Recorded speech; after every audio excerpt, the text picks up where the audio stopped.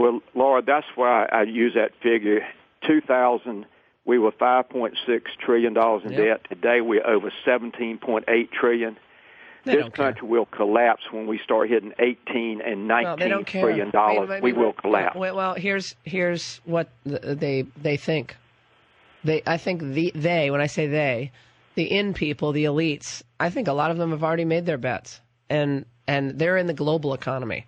So globalism trumps the U.S. Constitution. So China is obviously on the upswing. They have some challenges, but China is moving on all fronts without using their military in the aggressive, overtaxing way in which we're using ours. They are buying up property in the United States. They're going to be buying up more businesses, and we are going to have less and less leverage over time against China because we're going to be more and more in debt to them. And I want to play for you a soundbite from the AFRICOM commander, Rodriguez, who spoke the other day about the cost of the deployment of our troops. And this was on the issue of Ebola. Let's listen. The cost estimates right now are probably around $750 million for our efforts, and that's in about a 6-month period.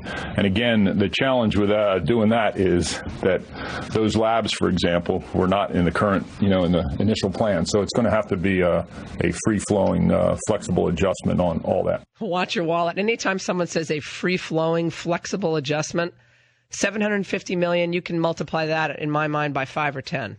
Just like the original estimate for the Iraq War, Larry Lindsey said $200 billion. It cost $2 trillion. Laura, that's exactly why I wanted to be on your show, because I want people to understand that the people must take back the government, because this is a prime example of the continued spending, and my party, the Republican Party, is doing absolutely nothing about it. We are not even debating what we should be doing or not doing, and that's wrong. It's wrong for the people. It's wrong for the military, and I'm just outraged. I will tell you, I am one of these that, and thank you for your kind words before I came on the air, but I am just sick and tired of seeing what is happening to this country, and it's not acceptable. And if the American people will let their voices be heard, I'm talking about my own party. I'm not talking about even the Democrats. I'm not even talking about President Obama. I'm talking about what we are allowing to happen by doing nothing. Well, and I think, look, we can talk about Obama until the cows come home, but he was elected twice. I mean, this is what happens when you lose elections. And absolutely. And I have said this repeatedly, and I'm not the most popular person in Washington, because of, Nor am I. Nor are you, so that makes two of us.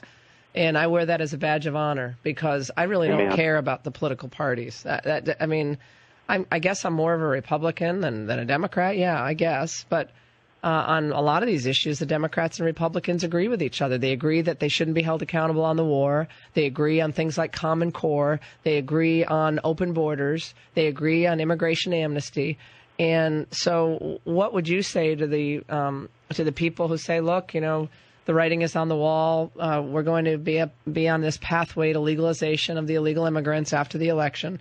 And that's going to really help the Republicans a lot moving into this 2016 cycle, Congressman. They'll get a lot of credit for helping the legalization effort. What would you respond with?